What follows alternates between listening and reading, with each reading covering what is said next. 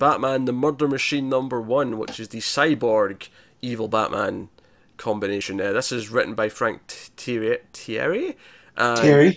Thierry. There you go. And James Tynion the fourth, who snuck in there. He was not listed in the titles until I read the book, and I was like, oh, he's also involved. Also, Riccardo Federici did the art. So this was interesting. This was a very different take from the last one shot. So what was the Murder Machine? Earth 44, or negative 44, to be accurate. And this is a world where we actually don't start this in Earth negative 44. We start it in sort of present day. What's going on? Cyborg's talking to his dad. He's trying to like figure things out. Why are all these cities starting to act weird? First Gotham and now Central City, and we know why Central City's acting weird because Red Death Batman just showed up. But yeah, so Earth negative 44 is an Earth where Alfred is attacked by a series of Batman villains and is brutally beaten to death, ending with Bane breaking his back, Nightfall style. It is pretty dark. It is pretty grim. And despite being an old man, he really sticks it to him as his final. You know, he won't crack. Oh, he's a stubborn old git. Oh, absolutely. Yeah, he is Alfred to the final. And it's that loyalty that's not indicative, but the driving force for the rest of the story.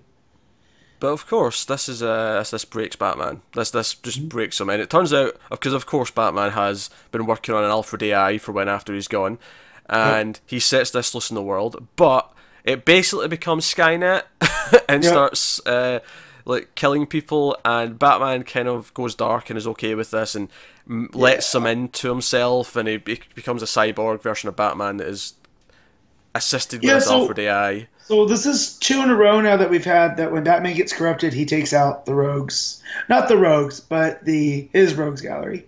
And here it's more the Alfred AI that goes and takes him out because its main programming is to keep Bruce safe. I think it's interesting though that all these dark versions of Batman all kind of revolve around the idea of just giving in and killing them.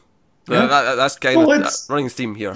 Yeah, it's what you mentioned last week, that it's just one bad day and what that can do. And I definitely, after reading this one, feel that is what Snyder's building to.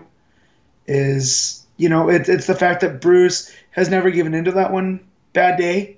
He just, you know, soldiers on.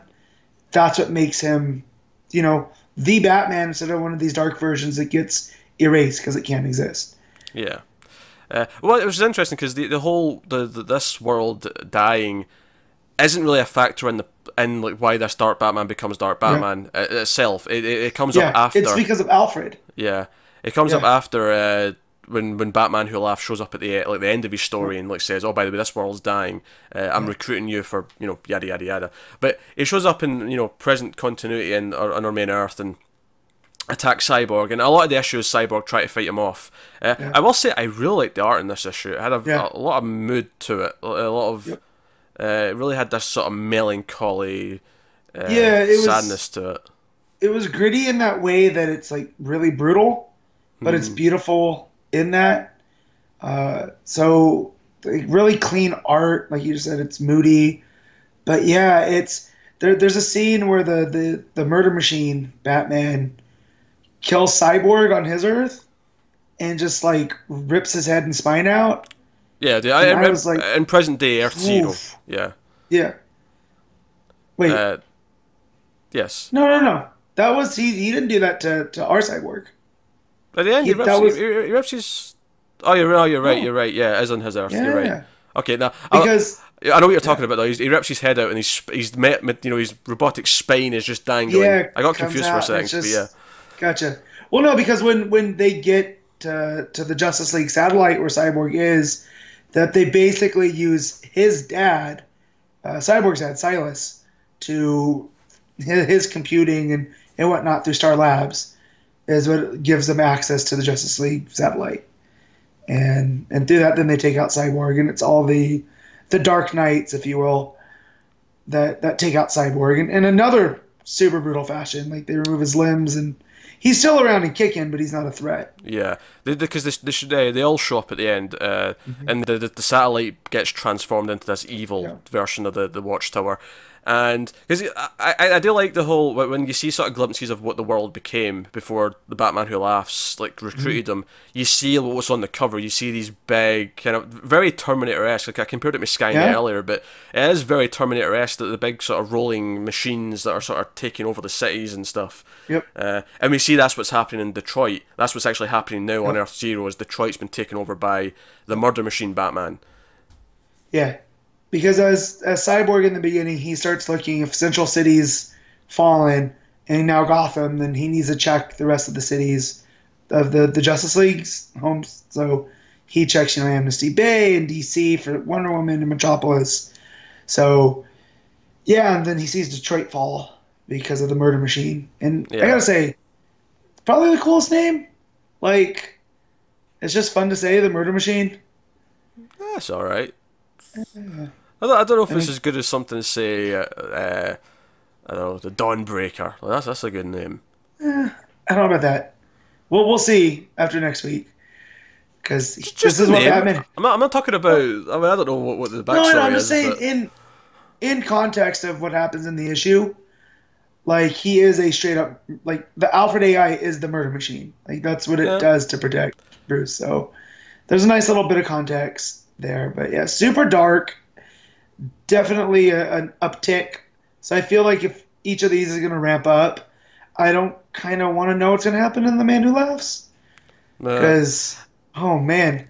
It's funny because, I mean, I liked the last issue more than you did. I liked Red Death quite a bit. I do think they both offer something completely different. No, Red Death was very much, here's some teases of what's actually going on in a cosmic sense, and what these negative worlds are, and it really piqued my interest in that way. This one was more of an emotional gut punch. This was here's what happens when Alfred gets killed brutally, and here's Cyborg getting his head ripped out, and here's all the Dark Batman taking over at the end, and obviously I'm sure we'll see in the other one shots the other Batman taking over their respective cities, for that corresponds to them, but. So, and now we're 2 for 2 of them being Bruce Wayne. So I'm wondering if that's going to start to change coming up. Like if the Dawnbreaker next week is Bruce Wayne with a lantern ring, or if it's going to be something different. What I do like is, as much as it still keeps the idea that there's two people inside there, it's not. Like, because I think after Red Death, I was like, oh, is it going to be like Cyborg and Batman merging to become Murder Man? And it wasn't at all. Cyborg is just not. I mean, he's got in the plot, but he's not actually part of the character. Right. So I'm now curious to see what the rest of them end up being. It seems like they're all going to be different, which is cool. Which I like. Yeah. But I will say, after 2 of these one shots, they've been very successful in being good reads on their own, but adding a lot to the new characters that have appeared in this event. So and they both appear to be selling very well. I think they've both sold out, and they're getting printings and second printings and whatnot. See, to me, this is how you do tie-ins. You make them kind of stand alone. So I know some people that aren't gonna pick up. Like, I have a friend that was like, "Nah, I'm not big into Cyborg, so unless I hear good things about the Murder Machine, I'm gonna skip it." And I feel like you could skip it and you're gonna be fine reading Metal. Yeah. So, but it adds a lot of context to it and a lot of layers to. So, I think it's worth it. So people like us, we're gonna get the bigger, fuller story, and it's better off for it. But if that other company, who I won't name, it feels like when you get tie-ins, you need them for the full story. The way that the crossover works. And here I'm enjoying that you really don't, because even Gotham Resistance, like these, it adds to the overall Metal story, but you don't have to read it. Yeah. So which is good. It almost makes the reader feel like they're in control of the story, which you don't usually get in comics. Yeah. So no, Murder Machine actually ended up being very good. I think I went in with low expectations because it's a Cyborg one, like. See. But sure enough, it ended up being really, really strong. So I can't fault it. And like I said, the art was probably the highlight actually for me. Yes, definitely. If nothing else, it had such a consistent mood to it, and it really felt like we're in a nightmare world as we see Alfred being, broken in half by Bane. Yeah. So. Yeah. So that is the Murder Machine. And obviously, like it ends with the Batman Who Laughs just promising that they're here to, do nasty things and take over and Yeah. whatnot.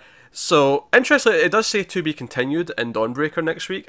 It's interesting Yeah. to me that they kind of are in a weird way having like a through line where it does kind Yeah. of feel like, because we had Central City first and that was referenced in this, and then the rest of them were all here in this. So I'm curious as to how we'll feel at the end of all these one shots. Like, what's the story they've told as a whole, Yeah. at least in part. Well, because the murder machine transforms the Justice League satellite Yeah. into this big evil looking thing, and you kind of see the logo of the murder machine burned into Detroit from the sky. So that was kind of cool.